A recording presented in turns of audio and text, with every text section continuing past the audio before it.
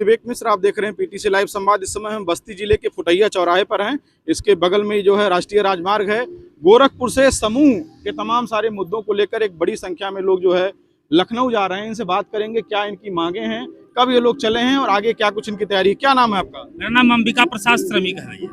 अंबिका जी, कब आप लोग चले हैं, क्या आप लोगों की मांगे हैं और क्या पूरी प्रक्रिया है, कैसे आप लोग लखनऊ कब पहुंचेंगे? हम लोग लखनऊ पहुंचेंगे 8 मार्च को और 3 वर्षों से मांग आदरणीय मुख्यमंत्री जी से की जा रही है। 2 फरवरी 2024 को हम लाखों कार्यकर्ताओं के साथ लखनऊ पहुंचे थे। मैं मनरेगा मजदूर संघ के राष्ट्रीय अध्यक्ष की जिम्मेदारी निभा रहा हूं वर्तमान में, और मांगों को ग्राम विकास मंत्री ने कुछ आगे तक बढ़ाया भी है, लेकिन विभाग ने टिप्पणी लिख के आदरणीय मुख्यमंत्री जी को भेजा है कि मांगे उचित हैं परंतु शासन स्तर पर कार्यवाही अपेक्षित है। इस वर्ष हम लोगों ने निर्णय लिया कि गांव को अगर बचाना है तो मजबूती से मुख्यमंत्री जी से अपनी बात रखनी होगी।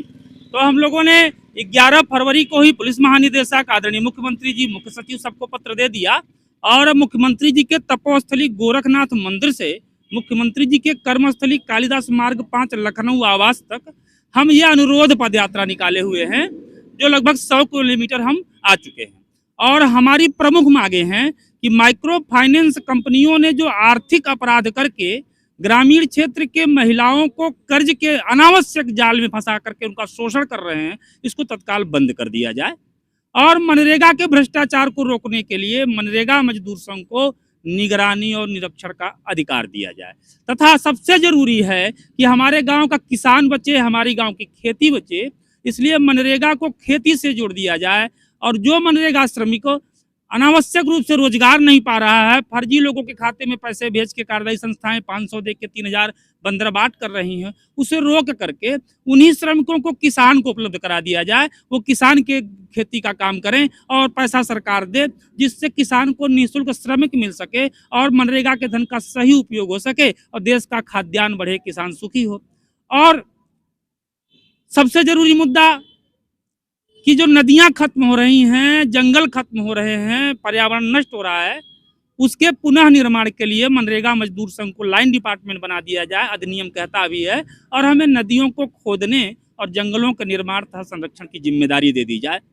ये हमारी प्रमुख मांगे हैं सरकार। आपने माइक्रो फाइनेंस की बात की है। माइक्रो फाइनेंस कंपनियों की स्थिति यह है कि वो भोली भाली महिलाओं को, कम पढ़े लिखे लोगों को चिन्हित करते हैं, उनको बरगलाते हैं, लालच देते हैं। उसके बाद एक एक पूरे गांव में 20-20 घर को, बस्ती जिले में तमाम ऐसी महिलाएं हैं, तमाम ऐसे लोग हैं जिन्होंने इन कंपनियों के शोषण से उन्होंने आत्महत्या कर ली है। तो ये कैसे अपने जाल में फंसाते हैं, पहले तो इसके बारे में बताइए। भाई साहब, ये कंपनियां गांव में पहुंचती हैं, प्राइवेट समूह बनाती हैं, उसमें एक नादान महिला को लीडर बना देते हैं, उसे कमीशन का लालच देते हैं, फिर उस गांव के तमाम भोली भाली महिलाओं को पहले कहते हैं कि तुम पैसा ले लो। और जब वो एक बार लोन ले लेती है उनसे 50,000, तब जब वो 1, 2, 3, 4 किस्त नहीं भर पाती। अब किस्त क्यों नहीं भर पाती? क्योंकि RBI गाइडलाइन कहती है कि 8% से ज्यादा ब्याज नहीं लेंगे। ये 26% ब्याज लेते हैं। 3 महीने पे किस्त लेनी चाहिए, ये 15 दिन पे किस्त लेते हैं। अब आप बताओ, एक महिला को आपने 50,000 दिया व्यवसाय करने के लिए और 15 दिन पे आपने पहली EMI मांगना शुरू कर दिया। अब वो 15 दिन में कैसे 50,000 कहाँ निवेश करेगी? उसका बिजनेस तुरंत चलने लगेगा।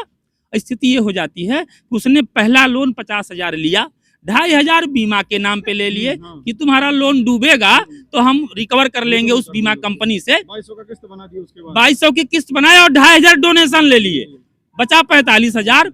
और जब 1 साल वो पैसा नहीं जमा कर पाती तो 45 चूंकि 26% पे है तो 1 लाख हो गया।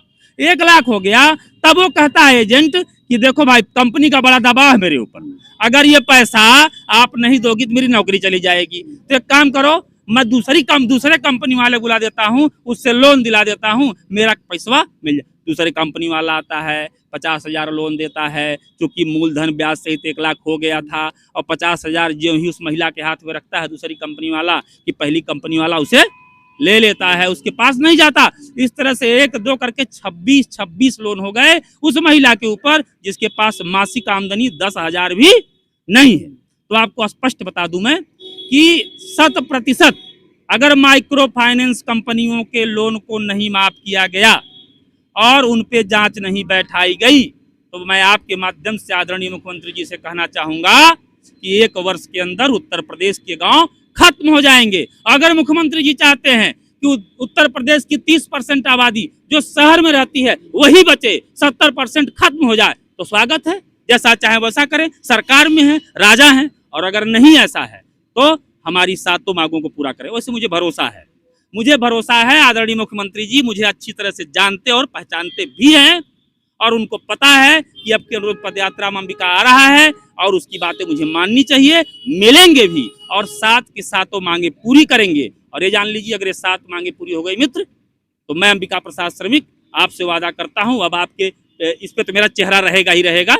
मेरा मोबाइल नंबर है 9721728788, मुझे फोन कर लीजिएगा। 6 महीने में गांव की तस्वीर न बदलने लगेगी तो कहिएगा, और 2 साल में गांव आर्थिक रूप से आजाद नहीं हो जाएगा तो कहिएगा। क्या नाम है आपका? सुमारी निषाद। इस समूह के चक्कर में क्या हुआ आपके साथ? हमारे समूह के विषय में रंभा देवी ये लोग सारा गेहूं धान जितना रहे सामान, मोटरसाइकिल, सोलर जो सरकार दिए, मोदी का गैस सब ले लिए, बेचवा लिए। और बाद मौजूद उनको नैहर जा रही थी भाग कर, तू हट जाओ ना तो जौहर खा लो, तुम्हारा अगर पैसा लोन है जानते हो तुम बच जाएगी। लेकिन वो बाद में भागी जाकर उसको हेडक हो गया नैहर में। वो हेडक से आते अस्पताल से भागते हुए में आते घर आओ तो मर गई हेडक से। वहाँ से शुरू है। कितना पैसा ली थी कर्ज? 7 बैंक वाला दिए हैं। 50-50 हजार, 40-40 हजार, 40,000 30,000। 7 बैंक के लोग दिए थे। हाँ, वो पैसे के लिए दबाव बना रहे थे। हाँ दबा रखा से जो पैसा दे दो ना तो जहाँ जाएगी तहाँ हम छेड़छाड़ी करेंगे, टांग के उठा ले जाएंगे। वो हेडक से वो महिला रामभा देवी नौकटोला शाहपुर खड्डा थाना जिला कुशीनगर के रहने वाले हैं हम लोग। कब उनकी मौत हुई?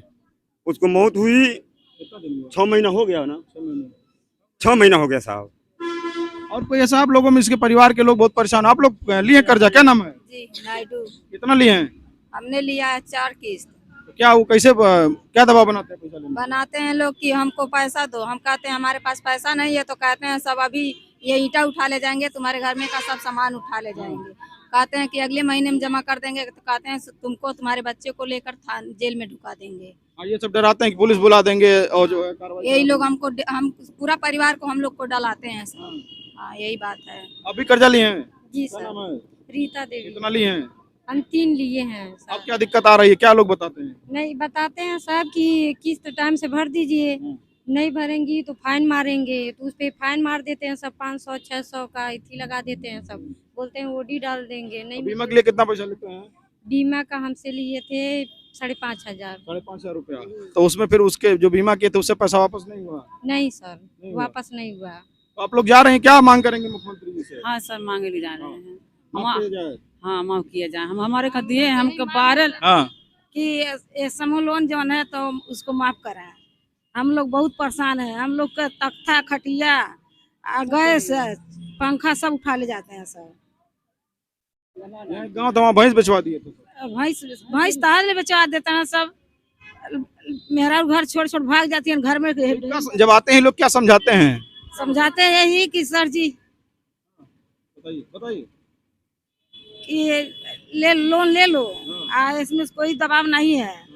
ले करके अपना काम कीजिए, थोड़ा थोड़ा करके जमा कीजिए। और जब कुछ दिन बीतता है तो वो लगते हैं दौड़े 10 बजे रात ले हमारे घर बैठे रहते हैं। हाँ। क्या नाम है आपका? तो कैसे इसका निस्तारण होगा?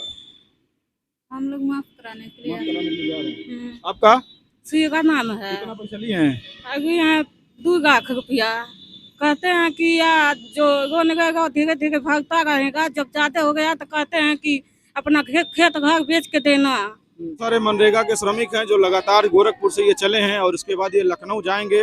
वहाँ पर मुख्यमंत्री से अपने 7 बिंदुओं की मांगों को लेकर, उनके निस्तारण को लेकर के मांग करेंगे, उनसे मुलाकात करेंगे। और सबसे बड़ी बात है, जो माइक्रो फाइनेंस कंपनियां हैं, ये बात पूरी तरीके से सारे प्रशासन के अधिकारियों को, जनप्रतिनिधियों को और तमाम सारे जिम्मेदार इससे अवगत हैं कि वो गाँव में जाकर के महिलाओं के समूह को टारगेट करते हैं और एक के बाद एक उनको तमाम सारे लोन दे देते हैं। एक लोन चुकता करने के लिए अगला लोन देते हैं, फिर उसको चुकता करने के लिए अगला लोन देते हैं और उसके बाद किस्त बना करके ये दबाव बनाते हैं कि आप अपना भैंस बेच दीजिए, अपना जेवर बेच दीजिए, अपना घर बेच दीजिए, अपना जमीन बेच दीजिए।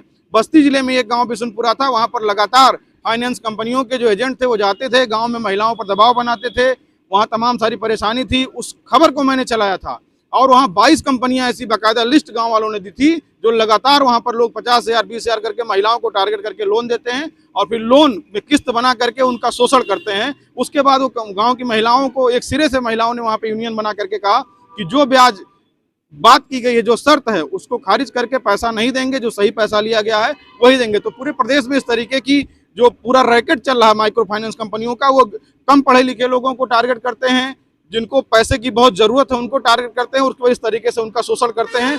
तो ये जो पदयात्रा है ये सफल हो, ये हमारी भी अपने चैनल के माध्यम से व्यक्तिगत शुभकामनाएं। और सरकार के जो भी जिम्मेदार हैं, चाहे वो मुख्यमंत्री जी हों या जो भी लोग हैं, वो इस मुद्दे को लेकर के बहुत गंभीर होकर काम करें और जो भी उनकी प्रशासनिक मशीनरी है उसको लगा करके, पुलिस व्यवस्था को लगा करके, ये जो तमाम लोग शोषित हो रहे हैं, तमाम लोगों का शोषण हो रहा है, कर्ज में डूब रहे हैं, आत्महत्याएं कर रहे हैं, उनकी आत्महत्याओं की वजह भी नहीं पता चल रही है। यहीं बस्ती जिले का एक गाँव, वहाँ पर एक महिला ने आत्महत्या कर लिया और उसके परिवार के लोगों ने कहा वो बीमार चल रही थी, जबकि बाद में जब पता चला तो वो 7 कंपनियों से 6.5 लाख रुपए का कर्ज उनके ऊपर था। तो ये बड़ी समस्या है, इस पर सरकार को और जिम्मेदारों को ध्यान देने की जरूरत है। पीटीसी लाइव के लिए बस्ती से विवेक कुमार मिश्र।